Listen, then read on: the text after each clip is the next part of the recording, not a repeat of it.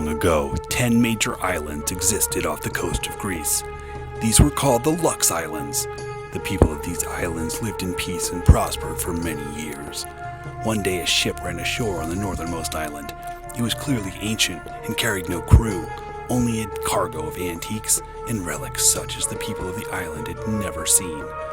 Word spread quickly from island to island, and the leaders of each island soon gathered at the wreckage to discuss the fate of the artifacts. It was decided that after casting lots to determine an order, each clan leader would choose an artifact to bring back to his or her people. The island of Avarice won the right to choose first, and selected a chest of golden coins. Next, the Isle of Narcissus chose a beautifully ornate mirror. The Isle of Wanton selected an intricately designed golden chalice, and a beautiful emerald pendant was the choice of the Isle of Invidre. The leader of Malice seized a golden sword, leaving only 5 items remaining. The leader of Lethargia selected a throne, and Pondus's leader chose a grand dining table, both hand-carved from the finest mahogany. This left the last 3 islands, Ethos, Logos, and Pathos, whose leaders chose the last 3 artifacts respectively: a set of golden balancing scales, a hand-painted inscribed leather-bound book, and an iridescent mask. After all the items were divided, the people gathered for a grand celebration of their good fortune. The ship was dismantled and burned at a great bonfire as the clan leaders and subjects danced around it in thankful jubilation. The next morning, each leader's ship departed for its respective land with its artifacts safely in its hold, and life continued as it had before the discovery.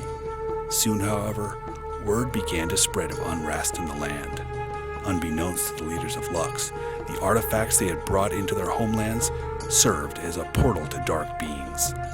Based upon their choice of artifacts, dark beings of laziness, hatred, conceit, envy, and greed were unleashed upon Lux. Immediately, the clans of Ethos, Logos, and Pathos called upon the help of their closest allies, the clans of Pondus and Wanton. They pleaded, "Join with us, brothers, to end the fighting within our land." But Pondus and Wanton had also been invaded by dark entities of revelry that blinded them to the seriousness of the situation. They chose to ignore Ethos, Logos, and Pathos, and soon the invaded island civilizations began to crumble. With no one left to turn to, Ethos, Logos, and Pathos formed an alliance. They brought together the 3 artifacts they had chosen and began to study them carefully. Written within the leather-bound book were tales of a darkness that snaked into the hearts of men and caused fear and hatred.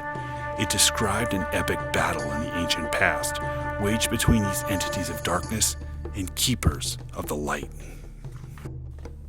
During that ancient time, in order to protect their lands, the keepers of the light had trapped the entities in 7 cursed artifacts and then sent them to sea on a captainless ship.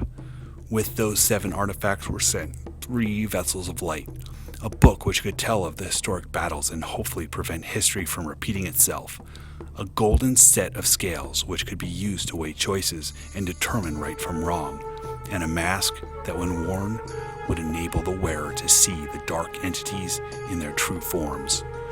Many years have passed since the leaders of Lux once again unleashed these dark terrors, and the entities of darkness have reached across the globe.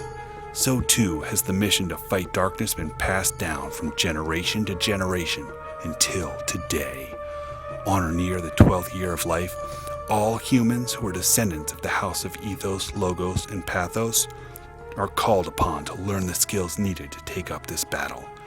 That generation is now yours. It is your duty to take up the fight by using your knowledge, integrity, and zeal to overcome the entities of darkness. You must take away their power to ensure a peaceful land. Are you up for the challenge?